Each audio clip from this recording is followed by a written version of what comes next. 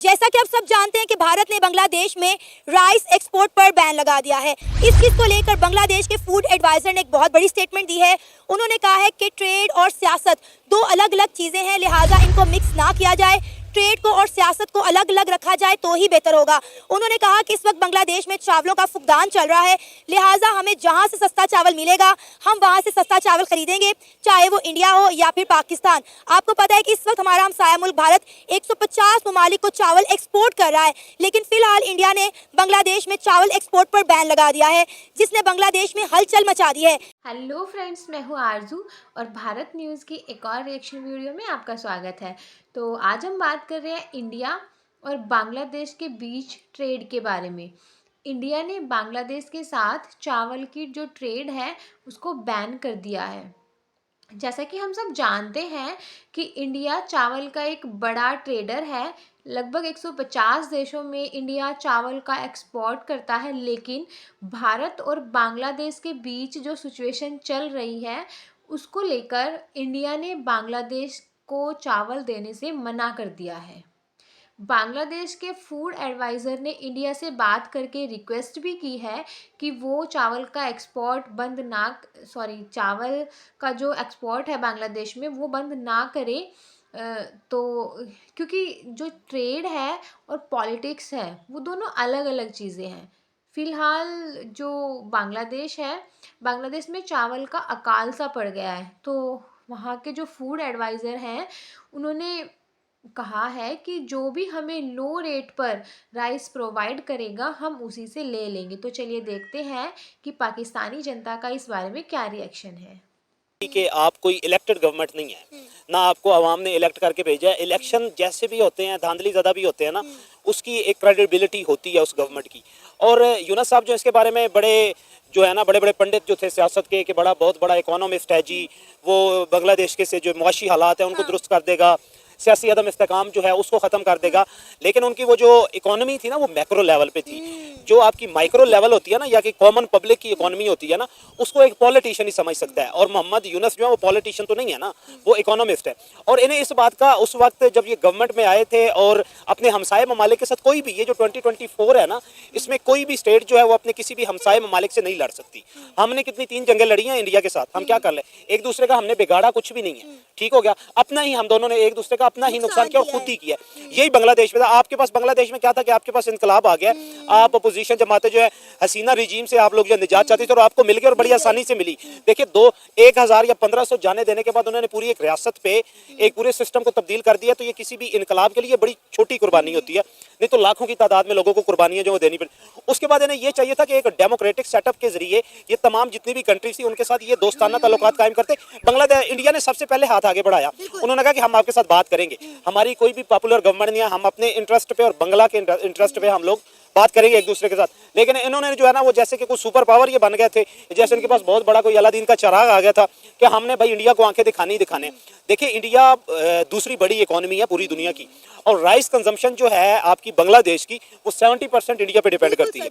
और दुनिया में आप ये देखें कि बांग्लादेश जो है नंबर 1 राइस कंज्यूमर है पूरी दुनिया में। हम लोग अक्सर कहते हैं घर फैमिली में कोई चावल खाने वालों को ये बांग्लादेशी तो नहीं है। तो ये सारी बातें बांग्लादेश को ज़हन में रखनी चाहिए थी। उसकी रीज़न क्या थी, ये जो इनकलाब आता है ना, जो नॉन पॉलिटिकल रेवोल्यूशन जिसे आप लोग कहते हैं ना, उसमें होता यह है कि इनके अंदर पॉलिटिकल थिंकिंग नहीं होती, पॉलिटिकल डिसीजन मेकिंग इनके अंदर नहीं होती।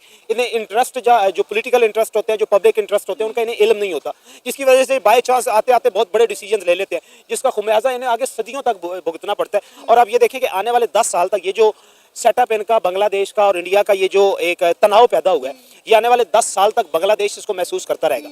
उसकी रीज़न ये है कि अभी तक आने वाले 5 सालों में तो ये बांग्लादेश ने इरादा किया कि हमने इलेक्शन करवानी नहीं है। जब तक ये इलेक्शन नहीं करवाएंगे, एक इलेक्टेड गवर्नमेंट नहीं लेके आएंगे, तब तक ना तो इनके नॉर्मलाइज रिलेशन अपने नेबर्स के साथ होंगे। अब म्यांमार का देख ले, वहाँ पे उन्होंने जो बांग्लादेश के साथ बॉर्डर था, वहाँ पे उनकी आर्केडियन तो एक आर्मी, उसका एग्जैक्टली मुझे नाम याद, 271 किलोमीटर के बॉर्डर पर कब्जा कर लिया। 271-175 का जो एरिया था उस पर उन्होंने कब्जा कर लिया। अब ये भी एक साइड जो है, आप ये कह लें कि एक मिलिटेंट ग्रुप जो है वो उसका म्यांमार का, और ये भी एक अनस्टेबिलिटी है बांग्लादेश के लिए, जिससे बांग्लादेश को उसको फेस करना पड़ेगा और इसके नुकसान जो होंगे। और फिर दूसरा आप ये देखें कि जो रिजीम था ना हसीना वाजिद का, उन्होंने टोटल वो डिपेंडेंट थी इंडिया पे। जिस तरह हम ये कहते हैं ना कि हमारी टोटल पाकिस्तान की पॉलिटिक्स जो थी ना वो डिपेंडेंट थी एस्टेब्लिशमेंट पे, और इमरान खान ने एक यकदम उससे निकलने की कोशिश की। क्या हुआ कि धमाका हुआ, वापसी हो गई दोबारा, और वही सेटअप दोबारा मजबूती से आ गया। अब इस रिजीम ने भी आपने निकलना था। देखिए, इनमें अगर पॉलिटिकल थिंकिंग होती ना, ये एक टाइम टेकिंग प्रोसेस था। ये पहले अपने आप को मजबूत करते, पहले कॉमन पब्लिक की विल जो पहले आवाम के जो मसाइल थे, देखिए आपने अपोजिशन को निकाल दिया, आप आवाम के लिए सहूलतें पैदा करते, आवाम को एक डेमोक्रेटिक सेटअप में लेके आते, उनको इंडिपेंडेंसी देते, आज़ादी देते, फ्रीडम ऑफ स्पीच देते। उसके बाद आप लोग जो हैं आहिस्ता आहिस्ता, अगर किसी के साथ आप इंडिया के साथ चाहते थे कि हम लड़ना चाहते हैं, हम उनके साथ खींचातानी जो करना चाहते हैं, रस्साकशी करना चाहते हैं, तो पहले खुद को स्टेबल करने के बाद इंडिया के साथ ये लड़ कैसे सकते हैं सर? सवाल मेरा ये है कि जब इन्हें पता है कि हमारा 40% जो फूड है वो इंडिया से आता है, बिजली इनको इंडिया से आती है, पानी इनको इंडिया से आता है। आप देखें कि आधी से टेक्सटाइल इंडस्ट्री जो है उसके जो मालकान है वो इंडियन है, तो इन्हें कैसे सोच लिया कि हम इंडिया को आंखें दिखा सकते हैं? अब देखिए, इंडिया ने सिर्फ इनके फूड एक्सपोर्ट पर बैन लगाया है, इनके सिर्फ प्याज, आलू और ये जो चावल है उनके एक्सपोर्ट पर रोक लगाई है। तो आप देखें कि साथ इनके फूड एडवाइजर मैदान में आ गए कि भाई आप सियासत को और एक्सपोर्ट को अलग अलग रखें। देखिए, ये जो रेवोल्यूशन आया था ना बांग्लादेश में, वो जो स्टूडेंट तबका इसको सपोर्ट कर रहा था और जिसकी बदौलत ये आया था। अब ये जो यूनस रिजीम था, ये क्योंकि उन्हीं की बदौलत आया हुआ था, और उन्होंने सिर्फ और सिर्फ उनको खुश करने के लिए ना इन्होंने ये सारे स्टेप्स और मेजर्स लिए। अब वो जो इनके एडवाइजर थे, अब वो ज़्यादातर स्टूडेंट्स हैं जिनके पॉलिटिकल नो हाउ नहीं है, यंगस्टर हैं जिनका कोई इकोनॉमी का एक्सपीरियंस नहीं है, पॉलिटिक्स का एक्सपीरियंस नहीं है। पब्लिक एडमिनिस्ट्रेशन बहुत बड़ी फील्ड होती है जो इस्लाम से इनकी दोस्ती से मना किया गया। अच्छा, ठीक है, यजीद का जो वाकया, ठीक है, वो ये यजीद की किससे हो जाती है? जब आप किसी के देखे ना खाने की चीज़ों को रोकते हैं ना, ठीक है, तो अब वो इसराइल में भी यही था, वो फ़लस्तीनियों के साथ। अच्छा, ठीक है, तो ये एक घटिया हरकत है कि भाई आप खाने की चीज़ों को रोक रहे हैं। ठीक है। ठीक है, लेकिन इस टाइम हमारे लिए बड़ी अपॉर्चुनिटी ज़्यादा है।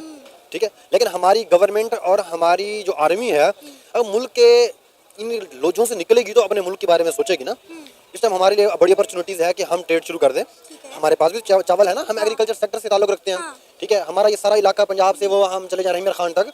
ठीक है, तो हमारी बहुत बड़ी तादाद में चावल का होता है और बहुत अच्छी क्वालिटी का होता है। तो हमारे पास अपॉर्चुनिटीज़ है कि हम ये इसको ट्रेड को ना आगे करें। लेकिन आप ये देखिए ना, जो हालात ये बांग्लादेश में बन गए हैं, ठीक है, अब थोड़ी सी इसमें से मिस्टेक है।